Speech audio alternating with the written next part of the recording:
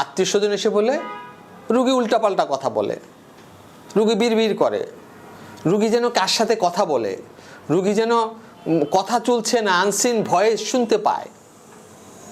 ওয়ালের সঙ্গে অনেক সময় কান খাড়া করে দিয়ে অনেকে কথা শুনে, অনেকে কানে কথা শুনে সেই কথার জবাব দেয় নিজে নিজে, বিড়বিড় করে, নানাভাবে বলে।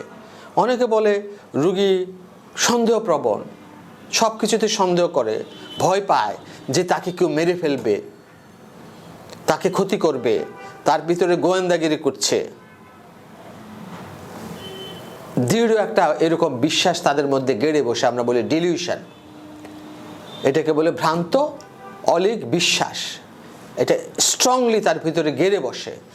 শত যুক্তি দিয়েও বোঝানো যাবে যে না, তোমাকে কেউ মারবে না, তোমাকে কেউ ক্ষতি করবে না, এসব বলে যুক্তি দিয়ে বোঝানো যাবে না।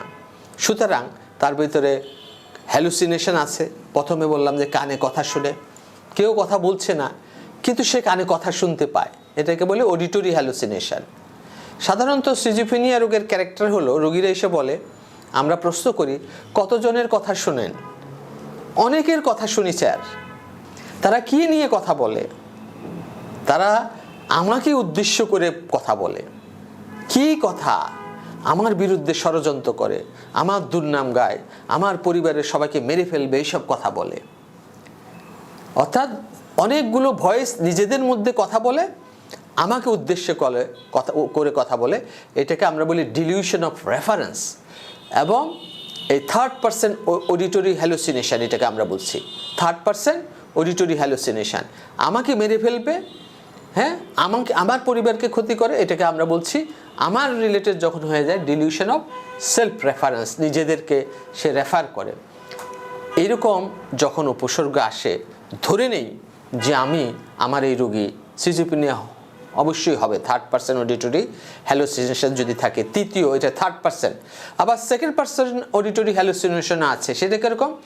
রোগীর সাথে কথা বলে, তুমি এটা করেছো, তুমি ওইটা করেছো, এটা খারাপ, সেটা খারাপ, তুমি পাপী, তুমি করে বলে। যখন তুমি করে বলে তখন second person auditory hallucination. Second person auditory hallucination সাধারণত ডিপ্রেশনের মধ্যে আসে, অথবা কনভার্সন অথবা হিস্টেরিয়া রোগের মধ্যে আসতে পারে। কিন্তু থার্ড পারসন অডিটরি হ্যালুসিনেশন যদি আমরা সন্ধান পেয়ে যাই, তাহলে আমরা বুঝবো যে তার সিজোফ্রেনিয়া হওয়ার সম্ভাবনা 100%। খুব গুরুত্বপূর্ণ। আবার অনেকে এসে বলে যে আমার চিন্তাটা, আমি যা করছি, ভয়েস কমেন্ট্রি করে আমার কাজের উপরে, আমি যা করছি, ফুটবল খেলার যেরকম মেসির থেকে বল গেছে রোনালদোর থেকে আরেকজন প্লেয়ার, এরকম কমেন্ট করতে থাকে। Voice commented on the actions of the patient, অথবা অন দি থটস, সে যেটা চিন্তা করছে সেটার উপরও, এটা ভাবছে সেটা ভাবছে, এইভাবে বলে। আবার কেউ কেউ নিজের চিন্তাটা একেবারে কানে শুনতে পায়, এরকম নানা উপসর্গ নিয়ে আসে। প্রাথমিকভাবে যেটা ঘটে সেটা হচ্ছে তার, আমরা যেটা বলছি হ্যালুসিনেশন, সেটাকে বলছি পারসেপচুয়াল ডিসঅর্ডার।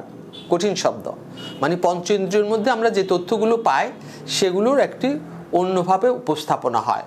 কিছু আছে, ধরেন চোখ দিয়ে এখানে কিছুই নাই, ও বললো যে এখানে একটা পরী উঠতেছে, তাহলে এটা ভিজুয়াল হ্যালুসিনেশন।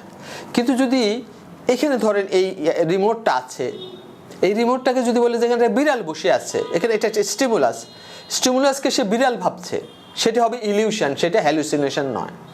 কিন্তু যদি এখানে কিছুই নাই, এখানে সে একটা বিড়াল দেখে, সেটা হবে ভিজুয়াল হ্যালুসিনেশন।